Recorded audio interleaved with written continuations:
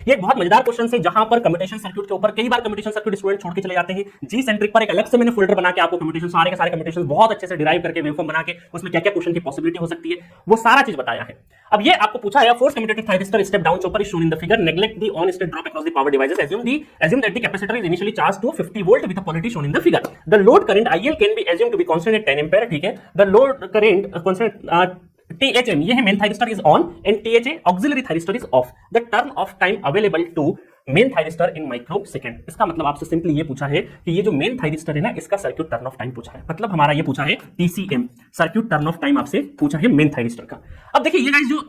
आपका कम्यूटेशन का जो क्वेश्चन है ना, कई बार स्टूडेंट अगर किसी ने रटा होगा कि क्लास डी का सब कम्यूटेशन दिख रहा है, थोड़ा सा अरेंजमेंट इधर उधर है, कैपेसिटर हमने डेरिवेशन में यहां लगाया था, है ना, और यहां पे इस वाले में यहां कैपेसिटर लगा है, और डायरेक्ट अगर वो formula CVS divided by I not अगर लगा देगा तो भी डायरेक्टली उसका आंसर आ जाएगा। बट मैं आपको यहां पे लॉजिकल तरीके से बताऊंगा कि नॉर्मली जो हमने हमारे क्लासरूम में या अलग अलग जो स्टैंडर्ड किताबों में जो कम्यूटेशन सर्किट गिवन है उसमें और इसमें क्या अंतर है। एक्चुअल में डिफरेंस ये है कि आपका जो कैपेसिटर है उसकी प्लेसिंग हमारे डेरिवेशन के हिसाब से उस कैपेसिटर की प्लेसिंग कहां थी, यहां पे थी, बट इस बार इस कैपेसिटर की प्लेसिंग यहां पे। अभी प्लेसिंग चेंज करने से होता क्या है, बहुत ज्यादा कुछ अंतर नहीं पड़ेगा आपके फाइनल आंसर में, बट आपके ऑपरेशन में थोड़ा सा अंतर पड़ जाएगा। जैसे हम लोग क्या बोले कि अगर यहाँ पे जैसे हमारा जो डेरिवेशन वाला पार्ट था वहां पे हमने वोल्टेज यहाँ पे VS कंसीडर किया था बिगिनिंग में, तो हमारा जो वोल्टेज का वेवफॉर्म था ना वो क्या आ रहा था, प्लस 50 से क्या आ रहा था, -50 आ रहा था, प्लस 50 से -50 तक जा रहा था, ठीक है, -50 तक जा रहा था VC वोल्टेज है ना, वोल्टेज अक्रॉस कैपेसिटर। बट यहां पर आप देखिए, यहां पर आप इसको देखिए लॉजिकली देखिए, क्योंकि हो सकता है इस तरह का स्टैंडर्ड क्वेश्चन आने वाले गेट एग्जाम में ऐसा नहीं आए, बट लॉजिकल तरीके से आप देखोगे तो चीजें गलत नहीं करोगे फ्यूचर में कभी भी। एक्चुअल में कम्यूटेशन का इतना ही मतलब है कि किसी थायरिस्टर को हम बंद कर रहे हैं और अलग अलग प्रोसेस से, अब वो अलग अलग प्रोसेस में एलिमेंट इधर उधर लगाए जा सकते हैं, कोई दिक्कत नहीं है। अब देखिए यहां पर क्या हुआ कि अगर आपको मेन थायरिस्टर यहां पे सिंपली जो आपका मेन थायरिस्टर है अगर उसको ऑफ करना है तो आपको थायरिस्टर जो ऑक्सिलरी थायरिस्टर है उसको ऑन करना पड़ता है ना, ऑन करना पड़ता है। तो जैसे ही आप यहां पर ऑक्सिलरी थायरिस्टर ऑन करोगे तो आपका जो करंट का ये जो वोल्टेज है इससे जो इस बैटरी से आपका जो करंट है वो इस पाथ में जाएगा और इस तरीके से चले जाएगा,